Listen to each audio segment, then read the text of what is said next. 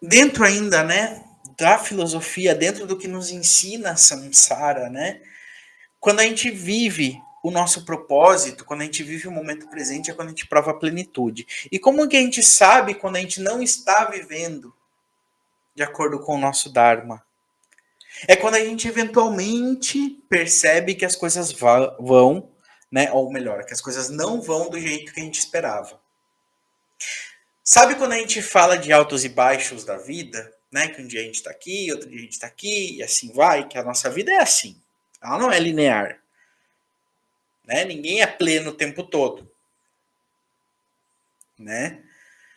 Ela é linear, a gente está sempre fazendo isso aqui, né? Quando a gente está aqui embaixo, é quando geralmente quando a gente está experimentando os piores momentos da nossa vida, quando a gente estava experimentando as piores sensações de insatisfação com a vida. E de repente ela faz assim, e as coisas começam a melhorar. Mas qual foi o momento exato em que ela muda né? Que ela sai daqui da parte de baixo, ela vai para a parte de cima? Qual é o momento exato disso? É o momento que a gente começa a viver de novo alinhado com o nosso propósito. A gente começa a viver de novo alinhado com o nosso Dharma, com a nossa missão. Por isso que sempre, né, dentro de tudo que o Akasha Terapêutico ensina, um dos principais ensinamentos, se a gente tivesse mandamento, seria o mandamento número 1. Viva de acordo com o seu propósito. Você vai desfrutar da abundância que você quer quando você viver de acordo com o seu propósito. Eu estou alinhado com o meu propósito, eu vou desfrutar da minha abundância. Eu não estou, eu estou lá na estrada de lama. Então é muito importante.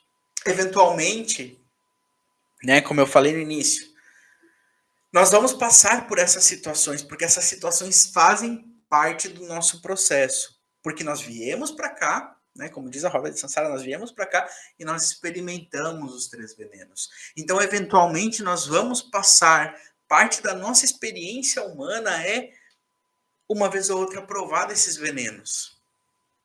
Isso faz parte do nosso crescimento.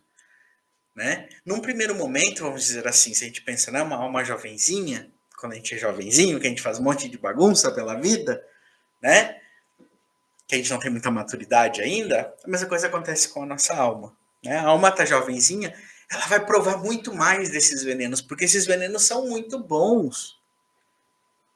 Eu ser apegado, eu ter, são bons, são sedutores. Eles estão aqui na 3D como parte do propósito que tem que ser cumprido. A partir do momento que eu começo a mudar, entender um pouquinho mais, amadurecer mais, e o mesmo processo acontece com a nossa alma. A partir do momento que a nossa alma começa a amadurecer mais, eu começo a provar menos desses venenos, porque eu sei que esses venenos vão me meter lá na estrada de barro.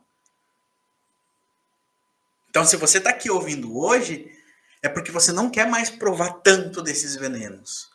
Porque você quer encontrar seu propósito, porque você quer conectar com a sua espiritualidade, ativar a sua intuição, para que você possa tomar suas decisões de entender, opa, esse é o momento que está vindo o veneno aqui, ó, não vou provar ele não. Então é isso que acontece. E isso faz parte da experiência humana. Não tem como dizer não vamos provar dos venenos. Todos provamos dos venenos. E é isso que acontece. Cada vez que a gente prova do veneno, a gente distancia do propósito, a gente cria novos karmas, que a gente vai voltar para aprender novas lições, ou relembrar lições que a gente já tinha aprendido e esqueceu pelo caminho. Porque é parte do nosso aprendizado, do aprendizado da nossa alma. E aí, gente, quando a nossa alma chega num estado tal de maturidade, né, que ela já não prova mais dos venenos, e a gente pode citar algumas poucas pessoas conhecidas que talvez não provam mais ou não provaram mais dos venenos, né? Gandhi, talvez, Madre Teresa de Calcutá, Chico Xavier, Buda, Jesus, né? não experimentaram mais desses venenos e aí sim eles alcançaram o ponto mais elevado da roda de Sansara, que é quando eles dizem, né, quando se diz que você se liberta dessa roda de Sansara, que é quando você atinge a iluminação. Quando você atinge a iluminação é quando você se liberta. Só que eventualmente a gente vai voltar de novo, a gente vai reencarnar novamente. E por que a gente vai reencarnar novamente? Porque agora a gente vai assumir um novo papel. A gente talvez vai assumir um papel de um guardião, de um mestre. A gente vai assumir um papel de liderança. Porque aqui também tem sinais e recebe sinais. Né? Quantas vezes a gente encontra uma pessoa que a gente não sabia que ia encontrar, ou que a gente não tinha nem ideia que essa pessoa existia, e de repente a gente começa a ver o exemplo daquela pessoa, a gente começa a se inspirar por aquela pessoa. Talvez essa pessoa não seja um ser iluminado como esses, né? Mas talvez seja uma alma que está um pouquinho ali na frente já e está vindo para te orientar, para te lembrar, ó, esse caminho aqui é o caminho certo. Sai daí, não vai aí. Ó, olha aqui, vem cá que eu vou te contar o que acontece. Então é isso, é isso, né? Então, mas essas almas que já tinham a iluminação, elas vêm muitas vezes, né, para fazer esse trabalho. Ou elas vão fazer trabalhos em outros lugares, em outras esferas, né? Que já não é mais essa. E aí uma pergunta que é muito recorrente, e eu acho que também é muito pertinente que a gente discuta hoje dentro do que é reencarnação e de processos reencarnatórios e roda de Sansara, que é, né, quantas vidas nós temos? Ou seja, quantas oportunidades nós temos de aprender, de evoluir, de crescer? E elas são infinitas. Mas o infinito é finito também. Mas é um princípio que a gente vai voltar tantas vezes quantas forem necessárias para a gente ter o aprendizado necessário para a nossa evolução espiritual, para a evolução da nossa alma. O que acontece são lapsos de tempo entre uma vinda e outra vinda. Isso sim. Tem bibliografia que fala, né, que tem lapsos de tempo que acontecem, né, entre uma vida e outra vida, né, ou uma vinda e outra vinda, né?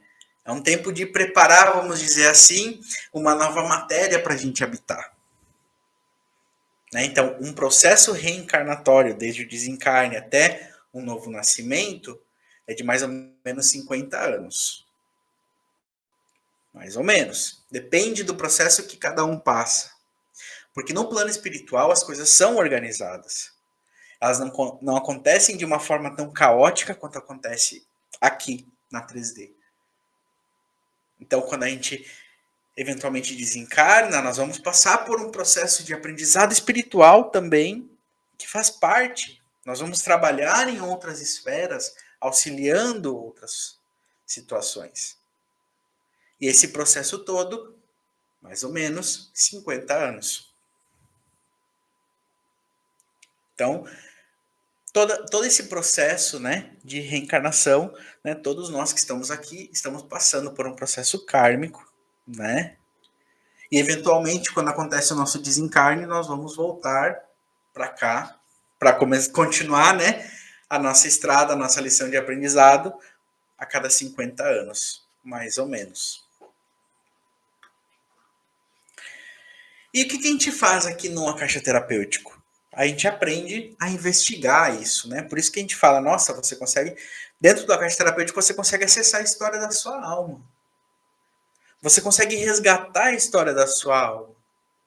A partir de situações que você vive no presente, você vai buscar na história da sua alma para entender o porquê isso está acontecendo.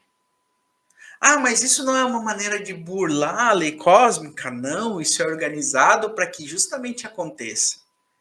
Ainda mais agora, mais pessoas estão se juntando, mais pessoas estão buscando conectar com a espiritualidade, porque nós estamos passando por um momento de transição, onde precisamos, né, dentro da esfera espiritual, vamos precisar de trabalhadores capacitados.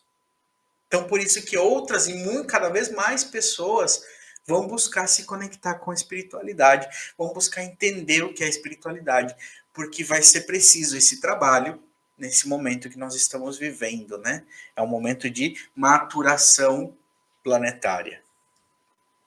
E aí muitas pessoas vão falar, né, de diferentes maneiras, transição planetária, estamos deixando de ser, né, um planeta de expiação para ser um planeta de cura. Na astrologia vão falar que a gente saiu da noite galáctica e está entrando no dia galáctico. Então tem várias maneiras de expressar isso. Mas basicamente nós estamos passando, de fato, por uma transição planetária, por um processo de amadurecimento. E o que é um processo de amadurecimento? Se a gente fala de espiritual, é um processo de crescimento espiritual. Então as pessoas vão se voltar a buscar a espiritualidade, porque vão sentir esse chamado, vão sentir essa necessidade. Vocês já estão sentindo, porque vocês estão aqui. Então essa é a importância.